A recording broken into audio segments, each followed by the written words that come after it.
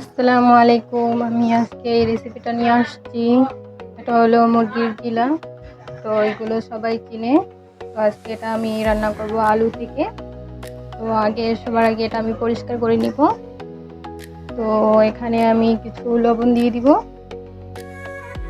তারপর এটা আমি মেখে সুন্দর মতো ভালো করে কষিয়ে নিব, যেন এটা থেকে ময়লাটা আর দুর্গন্ধটা যেন বের হয়।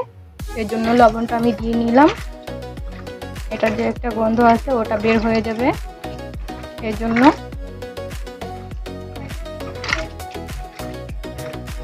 ভালো করে এটাকে মেখে নেব সুন্দর করে লবণ থেকে।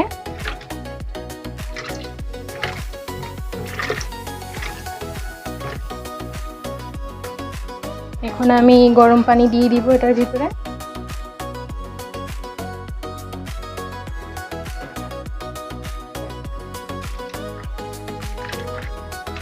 গরম পানি দিয়ে সুন্দর মতো আমি কষলিয়ে ধুয়ে নিব।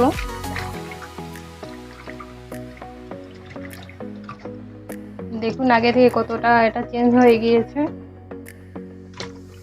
তো এরকম করে আমি ধুয়ে নিব সুন্দর মতো।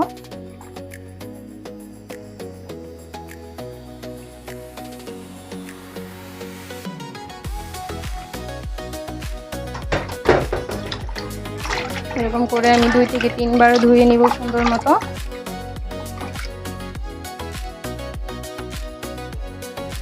আমি এখানে আলু নিয়ে নিলাম কিছু, আর এখানে যেগুলো ওয়াশ করে নিয়েছি সুন্দর মতো। দেখুন কোনো ময়লা নেই, সুন্দর মতো ধুয়ে নিয়েছি আমি পরিষ্কার করে লবণ আর গরম পানি থেকে। আর আলুগুলো তো আপনারা দেখছেনই, এরকম সাইজ করে নিয়েছি সব আলু। তো ওইগুলো দেখে আমি এখন রেসিপি রান্না করবো। দেখুন আপনারা আমি কীভাবে রান্না করি। এখানে আমি এটা বসাই দিচ্ছি কড়াইটা। এখন আমি তেল দিয়ে দিব পরিমাণ মতো।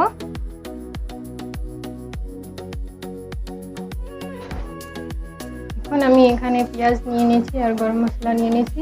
তো প্রথমে আমি পেঁয়াজটা দিয়ে দিব, গরম মশলাও দিয়ে দিব।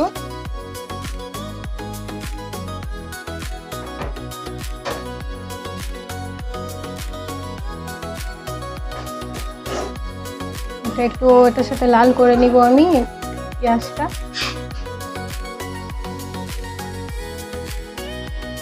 পেঁয়াজটা লাল হয়ে গিয়েছে। এখন আমি আদা রসুন বাটা দিয়ে দিব পরিমাণ মতো।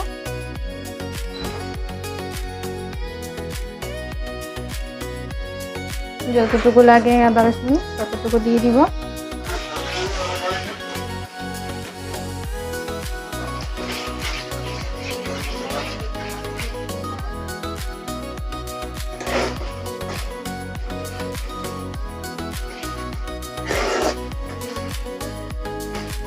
আদা রসুনটাকে আমি ভালো মতো এটা কষিয়ে নিব, যেন এটা থেকে যেন আদা রসুনের কাঁচাটা যেন ঘ্রাণ যেন না আসে।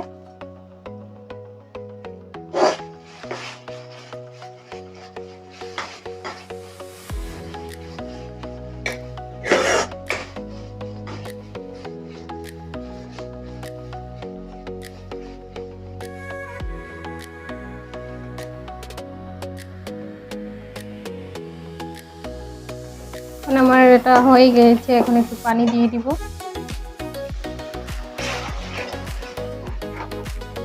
তারপরে এক এক করে মশলা দিয়ে দিব। এখানে আমি নিয়ে নিয়েছি মিক্স মশলা, হলুদ, মরিচ, আর হলো লবণ আর কাঁচা মরিচ।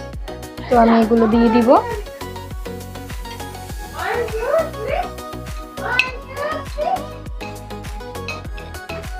সবগুলো দিয়ে দিব মশলা। এখানে আমি এখন আমি কষিয়ে নিব মশলাটা সুন্দর করে।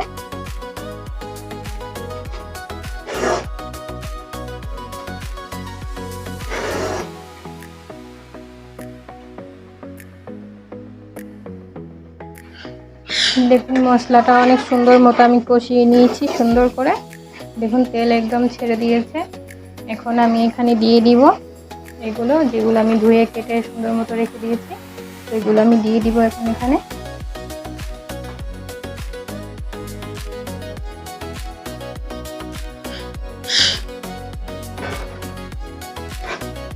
ভালো মতো এটা আমি কষিয়ে নিব সুন্দর মতো।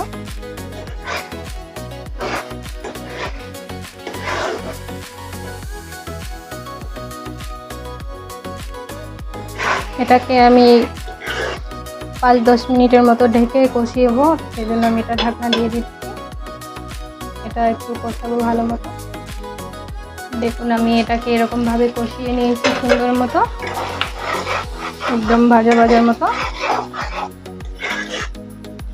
একদম এমনভাবে কষিয়েছি যেন সব তেল ছেড়ে দিয়েছে। দেখুন এখন আমি পরিমাণ মতো পানিটা দিয়ে দিব এখানে।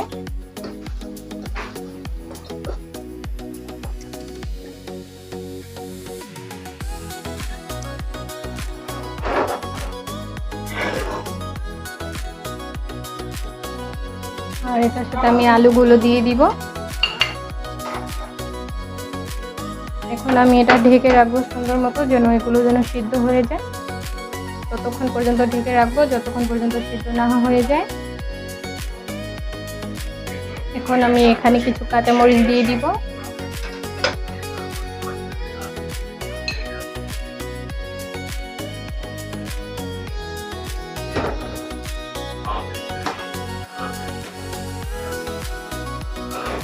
এটাকে আবার ঢেকে দিব সুন্দর মতো।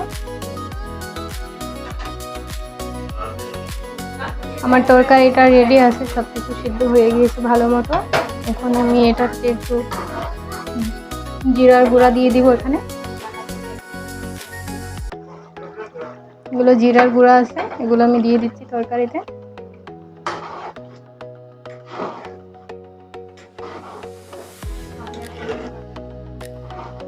বাস এটাকে এখন আমি নামিয়ে নিব। আমার তরকারি রেডি। এই হলো আমাদের তরকারি। দেখুন কেমন হয়েছে, আপনারা কমেন্ট করে জানাবেন। ভালো লাগলে লাইক করবেন, শেয়ার করবেন। আর আপনারা বাড়িতে এরকম করে বানিয়ে খাবেন। অনেক সুন্দর তরকারি দেখতে, কালারটা অনেক সুন্দর হয়েছে। তো ভালো থাকেন, আল্লাহ হাফেজ।